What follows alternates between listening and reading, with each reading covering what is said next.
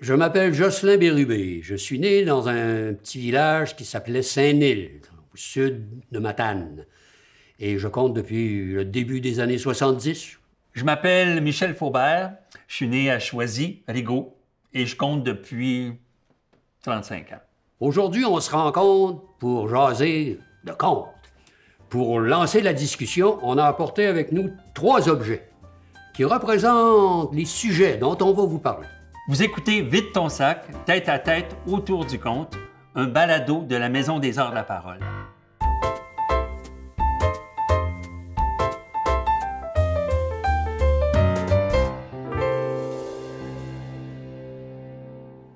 Ça fait que Michel, comme premier objet que j'ai apporté, c'est un pain. Mais je dirais pas un pain parce que là, tu vois qu'il y a 3 morceaux de pain.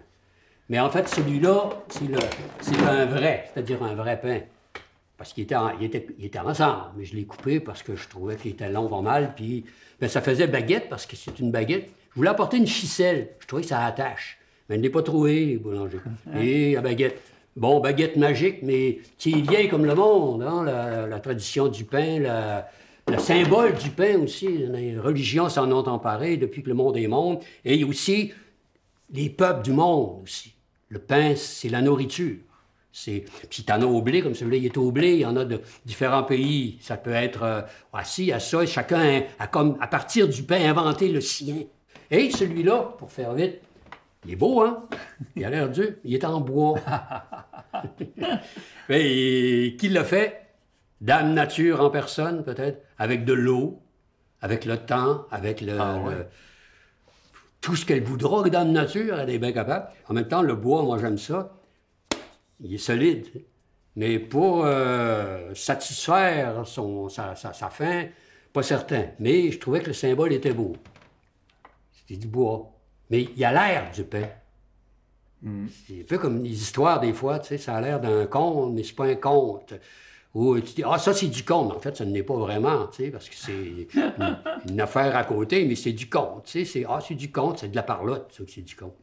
Et pour toi, le conte puis le pain, c'est quoi? Ben, c'était ça, c'est que c'est une nourriture, le conte. C'est, tu sais, bon, les religions, tu sais, on rompt le pain, on partage le pain de tout le monde, tu sais. Le pain quotidien, donnez-nous le pain quotidien. J'ai entendu ça pendant 15 ans, moi, dans mon enfance. Le pain, la nourriture, mais le conte, c'est ça, c'est Dieu comme le monde. Puis ça nourrit l'imaginaire, ça nourrit la survivance aussi, ça permet de survivre, le pain.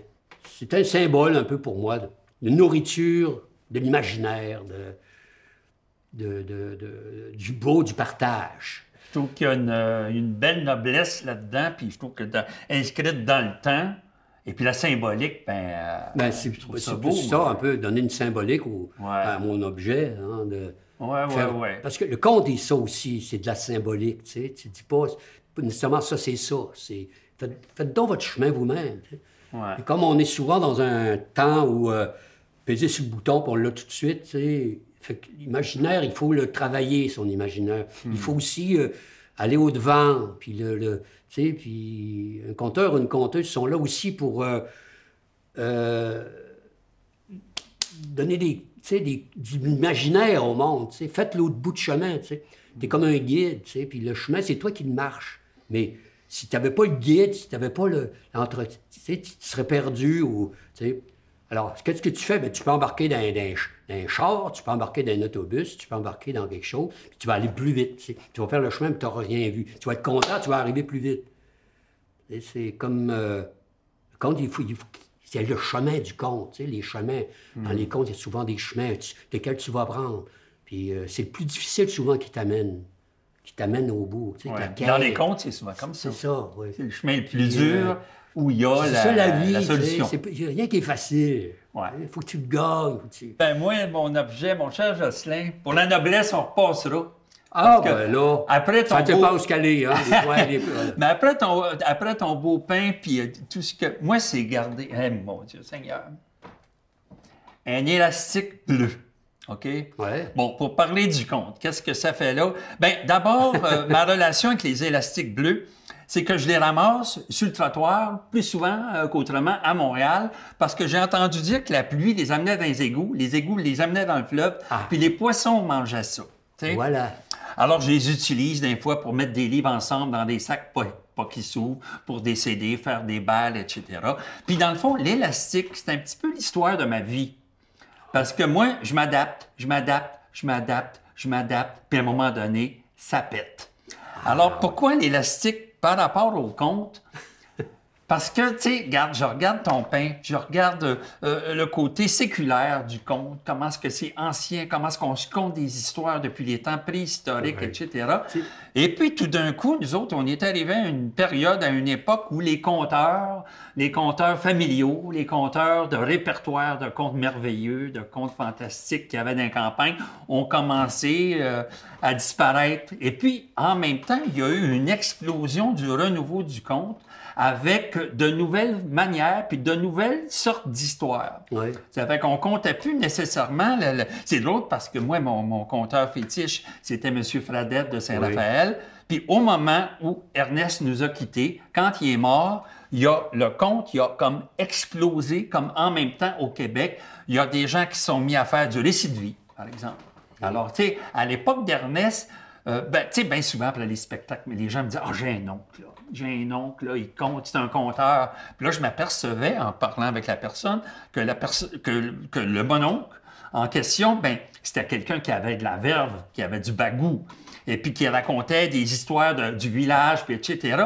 Mais c'était pas le répertoire des contes, comme quand Ernest comptait des contes. Ernest, il pouvait compter ce qui s'était passé au village il y a 15-20 ans, mais c'était pas dans sa mise en scène de cuisine, de contes, etc.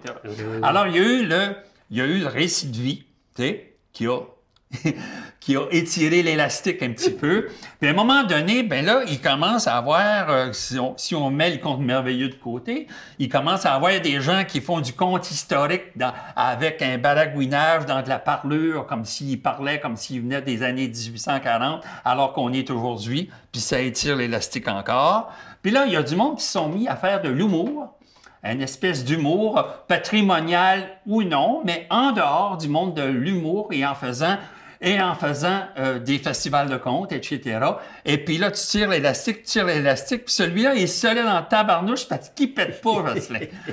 Il veut pas pantoute. Alors, vois-tu, ça veut dire que le conte est bien plus solide qu'on pense. Le conte a le dos large. Hein, le conte a le dos large, puis il y a quoi de dur. Il y a quoi de dur. Il y a une phrase qui dit « C'est le boulanger qui sait le mieux enseigner à faire le pain ». C'est vrai que quelque part, tu peux pas dire tout le temps le livre c'est ça, le livre c'est ça. Mais en même temps, il y a quand même des règles là-dedans, le conte. Il y a quand même des... Je sais pas, il y a pas des règles, mais des... Je sais pas, comme... un respect, je trouve, quelque part aussi.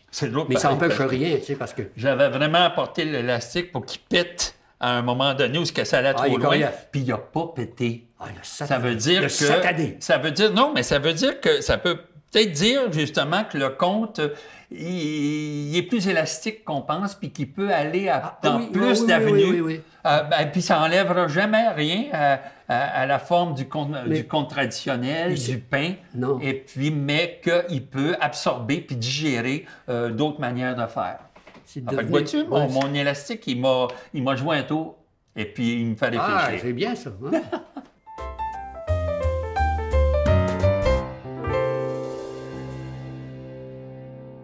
Mon deuxième objet, c'est un objet qui caractérise ma démarche, un petit peu la manière que je travaille le conte, puis la manière que je fouille les histoires, puis que je veux les interpréter ou les faire évoluer avec des millions de guillemets. Ça, c'est une roche qui vient du champ des Guérets, du champ de patates de Rigaud. Un champ où il y a des centaines de milliers, des millions peut-être de roches comme ça. Regardez la forme. Incroyable. C'est tout poli, c'est tout régulier. Alors, on appelait ça le champ des Guérets ou le champ du diable de Rigaud ou le champ de patates de Rigaud parce qu'il y avait une légende. Mais ça viendrait d'un glacier à l'époque où Rigaud était une grande montagne rocheuse. Donc, on parle de dizaines de milliers d'années avant nous autres. Un glacier qui a amené, qui a écrasé, qui a entraîné sur sa route des tonnes et des tonnes de roches, de moraines, et qui, à force de les rouler, les a sculptés, les a polis. Alors, il y a le travail du temps, le travail géologique de la nature sur la pierre. Et quand les premiers habitants de Rigaud sont arrivés vers 1783, ils ont vu ce champ-là entouré d'arbres, où il n'y avait pas une brindille d'arbre qui poussait. Et là, ça a fait naître la légende du Champ des Guérets, où José le Diable, un habitant qui était là, ben il voulait pas arrêter de travailler jamais, il n'allait pas à messe le dimanche, et puis ben il a été soit, selon les versions, enseveli par une pluie de pierres ou encore ses patates sont revirées en roche. Alors, vois-tu, moi je trouve ça fascinant de voir que la nature crée quelque chose qui devient tout d'un coup une légende. Et puis moi, j'aime ça, travailler Puis là, la légende, elle disait quoi? Elle disait qu'il ne fallait pas travailler le dimanche pendant la messe. Récupérer. Mais là, je me dis, les légendes, comment ils peuvent évoluer? Fait que évoluer, c'est-à-dire, qu'est-ce qu'ils peuvent nous dire aujourd'hui? Dans le fond, ce que ça dit, c'est que José le Diable, c'était le premier workaholic de l'histoire du Québec. C'était le gars qui n'était pas capable d'arrêter de travailler. Développement, faire de l'argent, consommer, et puis il voulait rien savoir d'autre. Puis à ce moment-là, tout d'un coup, whoop, le champ de roche, il prend une autre signification qui est beaucoup plus moderne, puis qui peut nous parler aujourd'hui comme les vieilles légendes. Alors moi, j'aime ça, le passage du temps, du glacier à la légende, à qu'est-ce que la légende peut vouloir dire aujourd'hui. Puis c'est comme ça que je vois un petit peu ma manière de faire. Elle est lourde, mais c'est pas à cause du sanctuaire qui s'appelait Notre-Dame de Lourdes. Elle n'est pas lourde à cause du... Non. Puis toi, mon Jocelyn? Ah, il va pour l'autre, quoi? Ouais, pour ta démarche? Qu'est-ce que t'as amené? C'est un fer qui était en haut de la porte de la remise quand je suis arrivé, donc il y a 23 ans maintenant, à Cap-Saint-Ignac. Il était au-dessus de la porte. Puis je l'avais vu là. Ah, j'ai dit, tiens, petit fer là. Ben, je vais faire ma petite atelier là. Regardez le petit fer. Puis je trouvais que ça allait bien. Parce que, en même temps, le fer, moi, c'est mon enfance aussi, c'est les chevaux. On a eu une auto à un moment donné, une Vanguard, 1949. J'avais 4 ans, là, tu sais. Une Euro 3. Et puis, le reste, c'était des chevaux, les chevaux pour travailler, les chevaux pour aller à la messe, pour toutes les commissions, tu sais, c'est le cheval, tu sais. Monter sur un cheval, quel bonheur c'était pour nous. Il y a un conte qui s'appelle Alexis le Trotteur, que j'ai fait à propos d'un homme qui est devenu légendaire, bon, il se prenait pour un cheval, puis qui a des exploits extraordinaires. Puis s'il avait existé aujourd'hui, les médailles, il ne saurait pas quoi en faire avec. Tu sais. Dans ton chemin de conteur, ça a un sens, le oui, faire. c'est comme le trot, tu sais, le marche, tu sais, le petit cheval qui avance, puis qui, tu sais... Je me prends pas pour un cheval, moi, tu sais, une vieille picouille, là. Ben non, tu sais, quand même. Mais je sais bien tout ça, mais... Je me dis, bon, le cheval, il est démodé, il est plus de son temps. Mais tu sais, quand t'es arrivé, quand il y avait un gars qui était parqué ou stationné, une petite campagne d'un village, tu sais, parce qu'il était au magasin général, il a mis son cheval, bon, la fête, c'est là qu'il l'attachait avec le buggy en arrière, tu sais. Puis il est arrivé, là, une Ford T, tu sais, à côté, tu sais. Le cheval, il s'est demandé qu'est-ce qui se passait, tu sais. Puis le gars, il a pas dit, « Hey, là, t'es démodé, toi. Tu sais, t'es démodé, tu sais. » Puis au gars qui était en train de faire ses commissions pour envers son chef, lui, il était dépassé. « Hey, t'es plus de ton temps, toi, là, de débarque, tu sais. On est ailleurs. On est ailleurs. Ah, OK, je suis ailleurs. » Il est sorti, embarqué dans son buggy, sa wagon, envoyé à la maison, tu sais, puis le cheval est parti, puis l'autre est parti, tu sais. Puis en année, il a peut-être rentré dans un poteau, tu sais. Il manquait d'essence. Puis comme il n'y avait pas d'essence dans le village, il voulait en chercher ailleurs, il s'y allait, mais il était très évolué. Lui, il était dans son temps. Ouais. Lequel était le plus dans son temps à lui? Quelqu'un qui prenait le temps pour le temps de demain, alors qu'il commençait par aujourd'hui, avant de penser à demain, tu sais. Mais le vrai demain, c'était peut-être le petit cheval, tu sais, qui, tu sais, il donne l'avoine, il est correct, tu sais. Je veux pas dire qu'on va aller en cheval maintenant puis revenir aux chevaux, tu sais. Mais, tu sais, là, c'est la vitesse. Tu sais, il part en la vitesse, puis, tu sais, on est rendu plus vite, puis... donc, toi, tu es de bac, tu sais... OK, tu sais, c'est ça que le cultivateur, le paysan, il se dit, oui, il faut que moi aussi je m'adapte aux circonstances. Et que là, ça change parce qu'il n'y a pas le choix. Mais il reste pareil, le cheval va rester, lui. Il va rester pareil comme un... Tu as parlé tantôt de ton compte fétiche, là, il y en a un qui aimait les chevaux, là, c'est bien Alexis. Oui, oui, il y a un mec qui s'est fusionné, il a vu comme une osmose. Oui, c'est ça. Oui, il s'est fait de cheval. Il était quasiment un cheval lui-même. Oui, oui. Je trouve ça beau, moi. Mort par la machine. Oui, oui. Qui l'a frappé par en arrière. La locomotive. La locomotive. Oui. Parce qu'il marchait sur les voies ferrées, il l'a pas vu venir, c'était le midi, il allait dîner. Puis, arrivant dans la machine, tu sais, la symbolique était belle pour moi. Ouais. C'est la machine qui l'a eu, c'est débarque. Débarque. Ah, pas d'affaire là. Oui.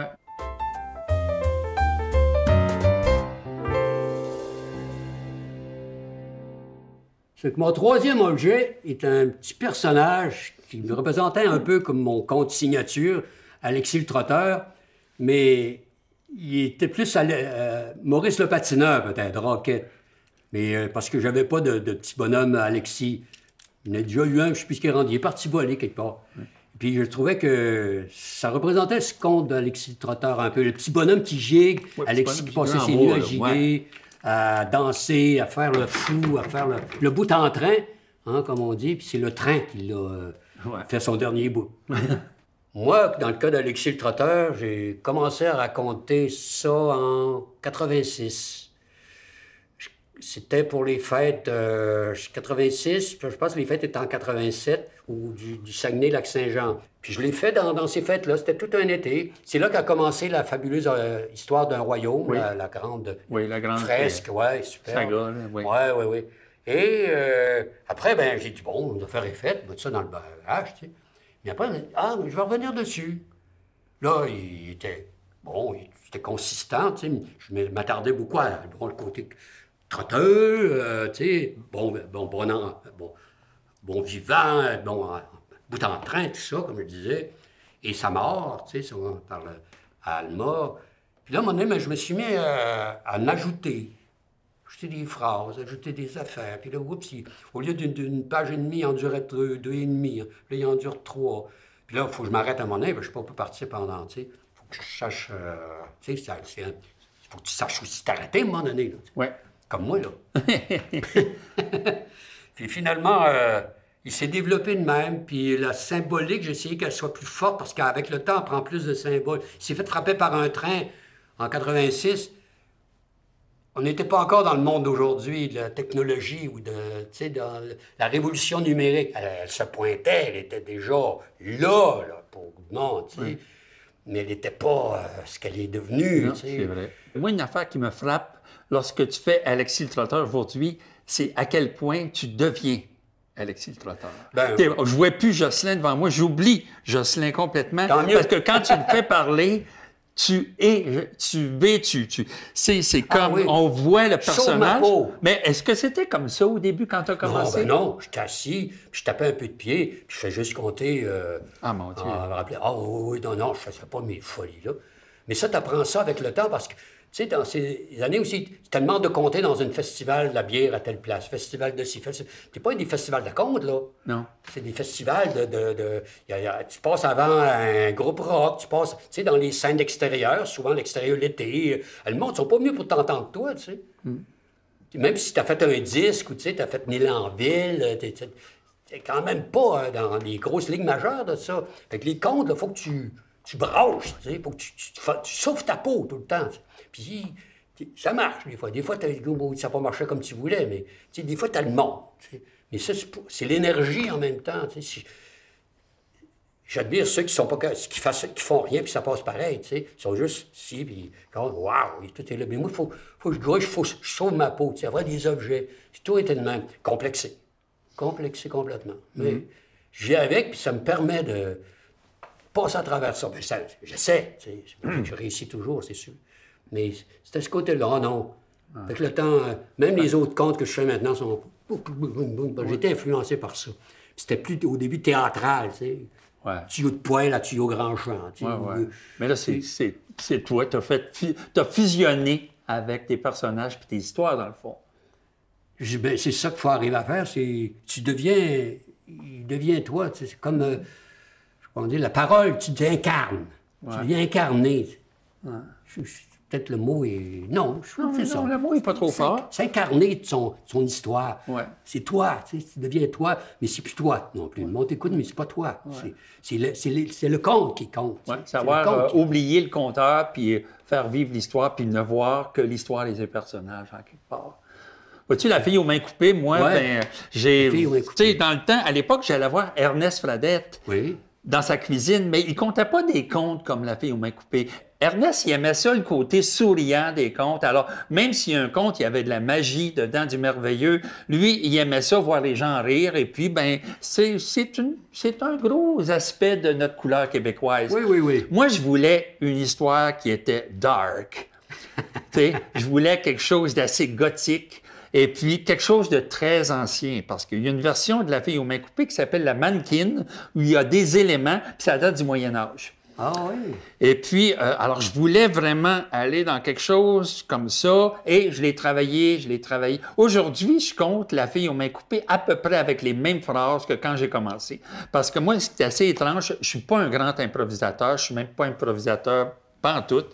J'arrive, la première fois que je compte des contes devant du monde, là, un conte, ça va fluctuer. La deuxième fois, ça va faire toum, puis à partir de la troisième fois, ça va être à peu près toujours pareil. Puis, ce qui est arrivé, c'est que, alors, il y avait tous les éléments merveilleux ou douloureux ou sombres de l'histoire qui m'attachaient. Puis avec le temps, et c'est la conteuse Stéphanie Beneteau qui a mis ça en relief, je me suis aperçu à quel point c'était un conte sur le pardon. Parce qu'elle qui a été mutilée, amputée de ses deux mains par son frère, elle lui pardonne en racontant son histoire. Comme objet, moi j'ai un vieux chapelet qui date de je ne sais pas quelles années, mais c'est un vieux chapelet. Ça a au moins 100 ans. Ça vient de Bellechasse. Quelqu'un de Bellechasse m'a donné ça un jour. Et Marie, qui est une petite fille dans le conte, qui est une petite fille dévote, qui veut avoir un petit ermitage dans le bois pour méditer, prier à l'écart du monde. Son frère va y bâtir ça. Elle avait probablement un chapelet. Mais moi, ce que je trouve intéressant, c'est le mantra de la parole. Oui. Quand tu fais le chapelet, tu répètes avec des mots. Puis moi, je connais ça avec la complainte. Voilà. Les vieilles complaintes, c'est toujours la même mélodie. Toujours la même mélodie. La chanson est longue. Tu avances dans l'histoire, et puis tu finis par être hypnotisé par la chanson de la même manière. Puis, écoutez, moi, j'ai apporté un chapelet. Je suis pas une personne très dévote, pas du tout. Pas très religieuse. Je sais pas où pourrait se situer ma croyance, mais je suis attiré par le côté sacré des choses. Oui. Moi, j'aime ça, le sacré. J'aime ça, un lien vertical. Puis pour moi, le conte, il y a ça. Moi, le conte, il y a quelque chose, pas de la prière, un peu de la prière. Il y a quelque chose de parent, je trouve. Moi, j'écoute des gens que j'aime bien, comme Jihad Darwish. Il raconte le ta-ra-ta-ta-ta-ta, ta-ra-ta-ta-ta-ta, ta-ra-ta-ta-ta-ta. Puis là, tu as l'impression d'être dans une espèce d'élan qui est pas loin de... Moi, j'appelle souvent le conte une cérémonie de la parole. On disait ça en catéchisme quand j'étais petit. Extraordinaire là-dedans. Puis je pense à Mike Burns qui ferme les yeux. Pour moi, il y a comme une espèce de... Il y a comme une piété là-dedans. Une piété par rapport à une parole qui vaut cher, qui nous est léguée depuis des siècles et des millénaires. Et ça me fait penser à ce petit chapelet qui aurait pu être celui de Marie, la fille aux mains coupées. Oui. C'est une communion aussi, hein, quand... Tu sais, pas la communion avec l'hostie etc. Oui, sortons tout ça du côté figé. C'est des mots qu'on accole sur des choses qui sont plus grandes que ça. Là. c'est des mots récupérés pour mais en haut de tout ça, la communion, tu sais, une histoire comme ça, tu sais, les gens, quand ils embarquent dedans, ils communiquent avec toi. Ouais. Les mots sont devenus, s'égrènent, tu sais. T'égrènes les mots pour faire l'histoire qui va. Puis les gens en bas, c'est une communion, tu sais, c'est ça qui est extraordinaire là-dedans. T'oublies, tu sais. T'oublies. Ouais. Tu t'embarques dans c'est lui qui le raconte, ou celle qui raconte, c'est juste comme tu dis si bien dans le titre, un passeur. Ouais. Juste là, comme le haut-parleur d'un invisible. Ouais. Je dirais, d'un invisible. Oui, d'un invisible. J'aime bien utiliser l'enfant que j'ai été dans mon travail. Mes souvenirs d'enfant, ils sont précieux pour moi. Puis, quand j'étais enfant, bien sûr, mes parents m'amenaient à la messe. Puis, oui, moi aussi. Quand je sortais de la messe, j'avais toujours l'impression d'avoir été comme purifié de quelque chose. Je me sentais bien. Léger. Je me sentais léger. Puis, je vais te dire une affaire, Jocelyn. Après une soirée de conte, après une bonne soirée, parce que je chante aussi. Je fais de la musique, je chante avec les Charbonniers de l'Enfer, je chante en solo. Chanter, j'aime ça. Après une bonne soirée de chansons, t'es content, mais après une bonne soirée de conte, t'es bien.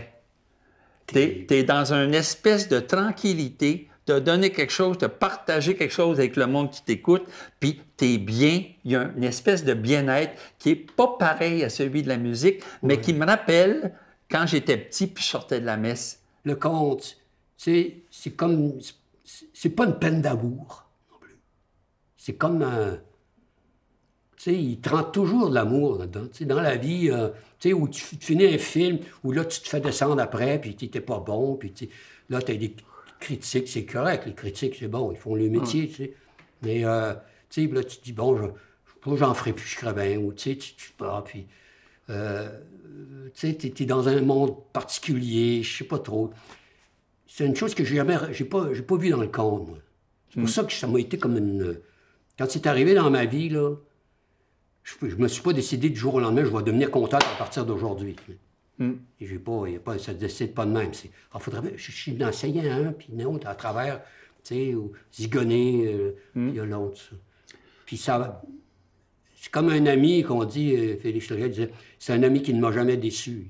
C'est ça. C'est comme un musicien qui disait ça pour un instrument de son violon. Tu sais, lui, il ne m'a jamais déçu. Il est toujours... parce que si tu le respectes, il va t'accompagner. Pas dire que ça va être facile, mais il n'y a rien de facile. Tu sais. Les embûches, puis les bûches, des fois, elles sont pas loin. Ouais. Il s'agit de ne pas les enfarger dedans. Puis le conte parle souvent, le conte traditionnel notamment, à l'enfant qu'on a été. Bien souvent, les gens nous disent ça après les soirées. Ils disent, mon Dieu, j'étais comme un petit enfant. J'ai retrouvé l'enfant que j'étais lorsque j'aimais les histoires. Alors, il y a comme quelque chose dans l'éclat du merveilleux qui ressemble à rien, là. Oui, puis quand c'est des anciens contes, je dirais pas des vieux contes, parce qu'ils n'ont pas de... Il n'y a pas de vieux, puis c'est en dehors de ça. Ça leur parle, mais c'est pas comme quelqu'un qui lui dit ça, c'est eux-mêmes qui l'entendent la parole. C'est comme ça devient plus quelqu'un qui lui dit. Ça transcende ça, je trouve, moi. Là. Quand c'est senti, c'est pour ça que tout cet univers de contes traditionnels, il faut tout revoir ça, c'est sûr. Tu peux pas compter comme c'était. Tu peux pas... Si tu dis, je vais compter comme monsieur, je sais pas, monsieur Desrosiers, moi, que j'ai entendu, cassette, ma sœur, Jocelyne, tu sais, merveilleux monsieur Adrien Desrosiers, dans le foyer d'accueil à Matane, en 74, tu sais. Compter la Belle et la Bête, puis la princesse embêtant trop paroles, des contes qui duraient des 3 quarts d'heure, tu sais. Compte plus ça, de toute façon. Mais tu comptes pas comme lui. C'est sûr qu'au début, tu es influencé. Comme moi, je comptais comme monsieur Adrien Desrosiers. Je comptais un peu, tu sais. Je sais pas vous dire, tu sais. C'était son accent. Au début, tu comptes de même, tu sais. Mais à un moment donné, il faut que tu trouves ta voix là-dedans. Ta voix. Tu sais, puis... faut que tu travailles ces contes-là. Tu sais, c'est toi qui les prends. C'est de la matière. Tu sais. Laissez-les pas mourir, tu sais. Puis regarde, moi, mon élastique... Souffler dessus pour avoir envie. Mon élastique par rapport à mon chapelet, c'est que comment est-ce que je peux faire pour être aussi touché par les choses sacrées et en même temps aussi laïque Et aussi peu... Aussi rocker. Aussi rocker. Excuse-moi du mot. Ben oui, c'est vrai. Oui, ça fait que... Moi, j'aime ça. J'aime ça les contrastes, j'aime ça les extrêmes. L'un n'empêche pas l'autre. Jusqu'à ce que l'élastique pète. Off! Mais mon élastique de tantôt, je l'ai spoté, là, il est bon, il pète pas facilement. Inquiète-toi pas. Hey, merci, Jocelyn. Alors, je sais pas, là, qu'est-ce que... En tout cas, si tu me remercies, je te remercie aussi.